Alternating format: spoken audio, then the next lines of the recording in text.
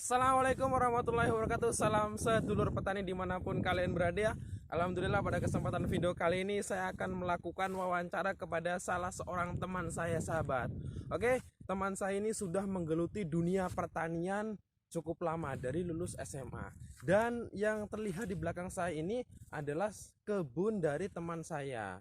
Ya, teman saya ini sekarang menanam cabai cukup luas ya. Bisa dilihat. Dan harga cabai sekarang ini sangat fantastis, sahabat-sahabat. Jadi kita sekarang akan melakukan wawancara bagaimana cara perawatan, pemupukan, dan hasil panen cabai yang telah ditanam ini. Dan untuk informasi selanjutnya, cabai sekarang ini 1 kilo sudah berkisar 60-70 ribu. Jadi bayangkan sahabat-sahabat semua, kalau sekali panen ini 1 kintal atau 100 kilo, maka berapa uang dalam setiap minggunya yang bisa dihasilkan oleh sahabat yang satu ini. Oke, jangan lupa untuk memberikan subscribe dan share. Oke, assalamualaikum Lur. Waalaikumsalam. Oke, perkenalkan dulu ini. Ya. Ini adalah sahabat saya yang sudah tadi saya katakan ya, dan yang di sebelah sana adalah kebun cabainya. Oke, monggo silakan diperkenalkan namanya. Ya, nama saya Jufri ya. Saya yang punya lahan yang di belakang ini ya. Kira-kira sudah berapa kali panen ini? Kalau panen alhamdulillah mungkin dari dulu sampai sekarang sudah ya 14 kalian, 14 kali panen. 14 kali panen, sahabat-sahabat. Bayangkan, sekali panen kira-kira berapa kilo ini? Yang kemarin terakhir itu alhamdulillah masih dapat 55 kilo. 55 kilo, sahabat. 55 kilo dikali 60 ribu sama. Sudah sampai berapa itu? Kita nanti bisa mengkalkulatorkan sendiri. Oke sahabat, kita akan lanjut lagi. Ini tanam cabai ini sekitar berapa pohon ini, sahabat? Ya, ini semua kalau dihitung ya kurang lebih mungkin 2.500 pohon lah. 2.500 Ya, pohon. Masya Allah, 2.500. sungguh sangat banyak sekali ya. Dan untuk pemupukan bagaimana ini? Kok bisa sesubur ini, sahabat? Pemupukan sendiri kalau di musim yang masih vegetatif begitu kan. Oh, pas ada vegetatif ya. Vegetatif saya cuma pakai Ponska Posca. biasa yang Oh, Posca yang NPK itu, yang jatah itu ya. iya yang Oh, subsidi ya subsidi ya. Itu untuk masa untuk masa vegetatif. vegetatif. Ya. Kalau untuk ini setelah dia berbunga, Nah, generatifnya untuk generatif saya sudah nggak pakai Ponska lagi ya, saya pakai NPK Mutiara sama KNO. KNO. Ya. Oke, jadi masa vegetatif menggunakan NPK Posca, dan setelah masuk ke masa generatif mulai berbuah menggunakan NPK Mutiara dan KNO. KNO itu dijual di kios-kios ini apa enggak kira-kira, sahabat? Dijual kalau di sini banyak sini. Harganya berapa? Itu per kilo atau bagaimana? Itu untuk per kilo ya. Iya. Itu kan satu pack itu 2 kilo. Satu pack 2 kilo. Ya, harganya kalau nggak salah 65.000 atau berapa gitu. Oh, 65.000. Ya. Terus ini setelah tadi saya lihat, saya jalan-jalan ke sebelah sana, ternyata rica ini tidak ada satupun yang terkena patek. Padahal sekarang ini lagi musim penghujan, sahabat. Kita akan tanyakan, ini kira-kira menggunakan fungisida apa ini? Nah, untuk fungisida tersendiri ya, saya cuma pakai Gosep sama Amistar. Oh, Gosep sama Amistar. Ya. Itu untuk fungisida ya. Fungisida. Terus untuk yang lain lagi, misalkan seperti bunga ini, saya lihat ini bunganya cukup banyak juga. Nah, kalau untuk bunga kira-kira menggunakan apa ini? Kalau bunga saya pakai itu gandasil bunga sama MKP. Gandasil buah itu ya? Iya. Gandasil buah sama MKP. Ya. Oh, hanya 2 kombinasi itu. 2 kombinasi. Terus bagaimana cara pengaplikasiannya, kok bisa bunganya itu selebat ini dan buahnya juga kalau kita lihat ini sangat lebat. Ini bagaimana cara pengaplikasiannya? Untuk aplikasi itu di spray ya, di spray dengan dosis yang saya pakai itu. Dosisnya untuk berapa? MKP saya pakai 3 sendok makan. 3 sendok makan. Nah, kalau terus untuk gandasilnya gandasilnya saya cuma pakai 2 sendok. 2 sendok makan. Per tangki 16 liter Per itu ya? tangki 16. Oke, jadi terus mungkin ada salah satu pestisida yang lain mungkin yang digunakan biar tidak layu atau lain sebagainya? Oh, kalau untuk itu ya, pas waktu dulu itu saya pakai Power Soil. Power Soil. Ya, kalau Power Soil itu kan untuk mengurangi gejala layu Ya. ya. Oh, oke, sahabat-sahabat sedulur petani dimanapun Anda berada. Jadi untuk mengatasi layu itu menggunakan power soil itu dijual di sini juga ya. Kalau itu agak susah, Mas. Agak susah ya. Tapi harganya kisaran berapa itu? Itu kalau di all shop begitu ya. Kalau all shop itu sekitar 100.000. 100.000. Ya.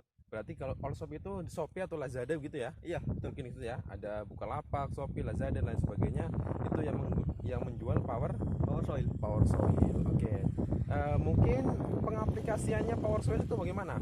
Di kocor, Mas. Di kocor. Seminggu sekali atau setiap hari? Oh, itu saya aplikasi itu seminggu sekali. Oh, berarti dicampur sama itu ya, pupuk NPK Posca itu ya? Iya. Jadi sekali kita memupuk NPK Posca, kita juga mengocor juga menggunakan power soil. Oke. Dan selanjutnya mungkin ini menggunakan plastik semua ya? Ya. Kira-kira ini berapa gulung plastik ini yang dihabiskan untuk menanam cabai seluas ini? Oh, kalau ini ya, ini saya cuma pakai 1,5 gulung. Oh, 1 gulung setengah. Itu sekitaran 750 meter lah ya. Ya sekitar. Kalau dilihat dalam segi panjangnya gitu. Iya. Karena biasanya kan 1 gulung itu 500 meter. Jadi kalau 1,5 berarti yang setengah dibagi 2 berarti 250 ya. Iya. Berarti 750 meter. Terus mungkin ada sesuatu obat atau pupuk sesuatu yang memang secara itu dirahasiakan gitu. Kok bisa ricanya bisa selebat ini? Oh, enggak ada ya? Enggak ada. Kalau untuk pupuk terus dan lainnya itu kayak pupuk daun itu pakai yang dijual saja.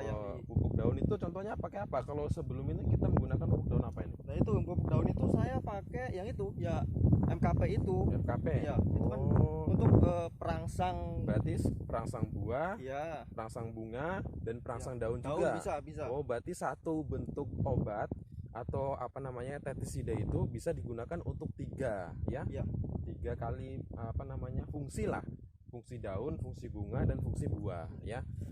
Terus yang selanjutnya nih, kira-kira pada saat menanam seluas ini itu ditanam sendiri atau menyewa orang untuk melakukan mungkin pembuatan bedengan ya, atau pemasangan plastik atau penyiangan, pemupukan itu dilakukan sendiri atau ada sampean juga menyewa orang?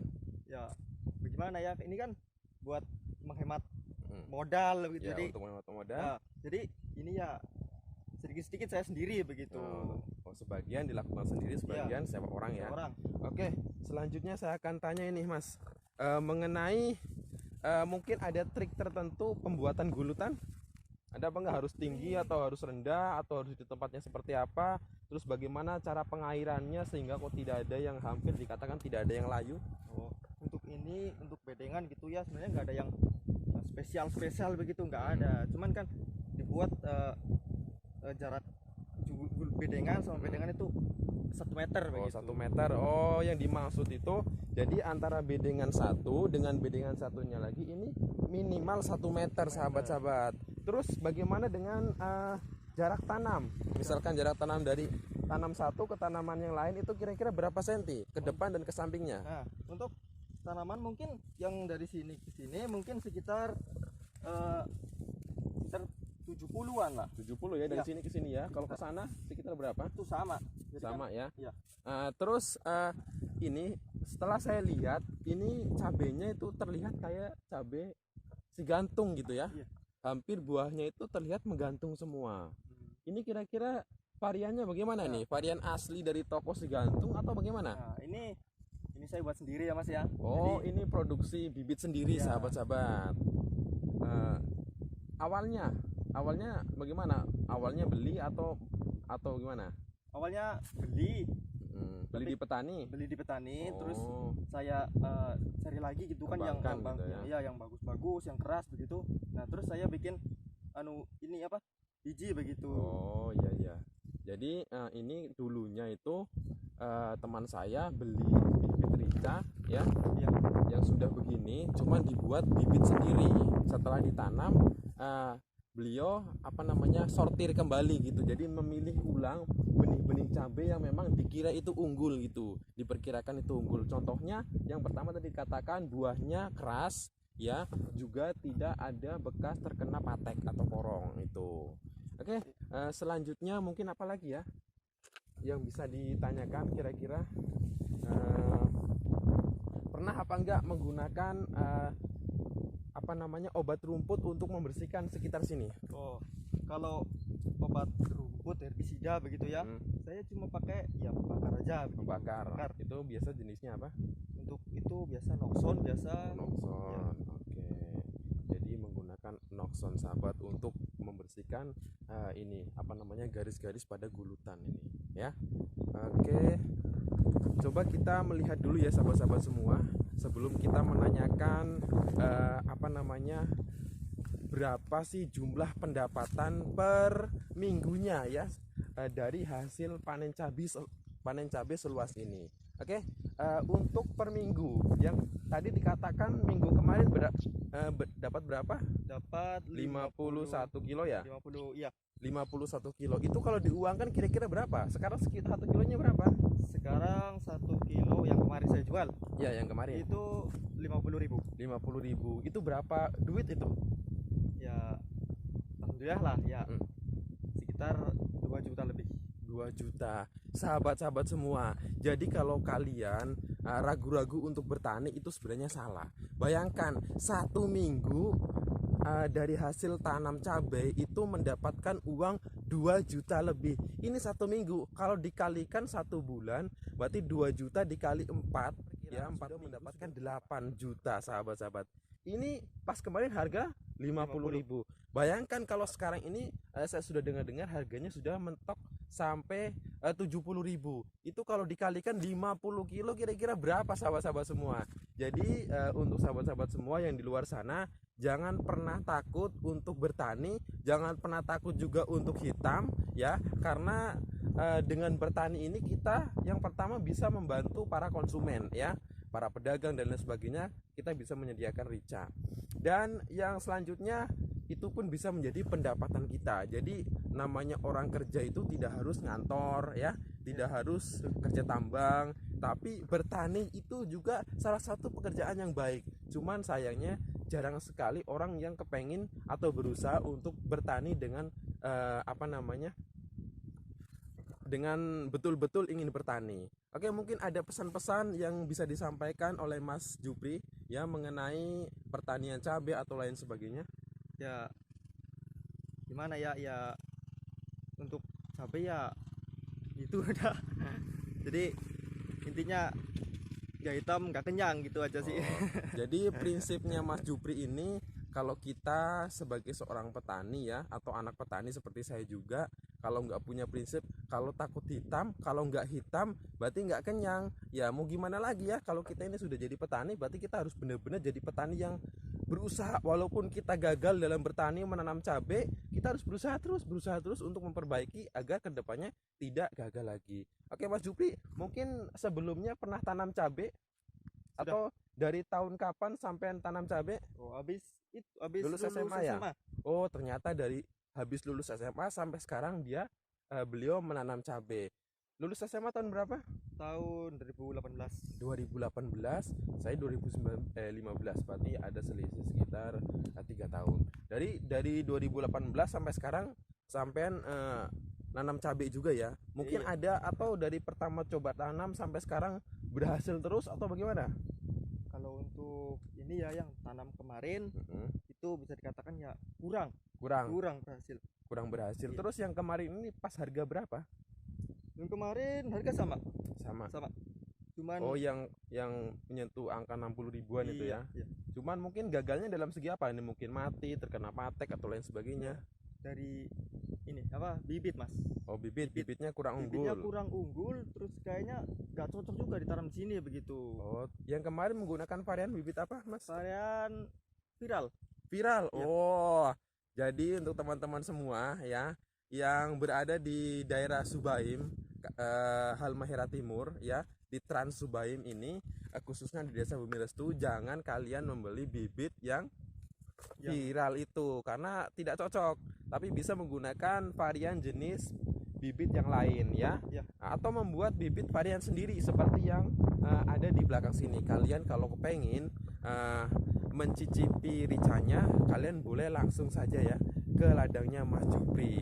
Nanti kalau kalian pengen buat sambal, kalian tinggal petik aja. Boleh kan? Siap. Oke. Ngomong-ngomong jadi ikut sedekah gitu. Ya. Oke, mungkin itu saja yang bisa saya sampaikan, dan jangan lupa untuk memberikan subscribe pada channel ini dan share sebanyak-banyaknya kepada sahabat-sahabat kalian semua, dan semoga video ini dapat bermanfaat. Assalamualaikum warahmatullahi wabarakatuh. Salam sejahtera untuk kita semua. Salam sedulur petani dimanapun kalian berada.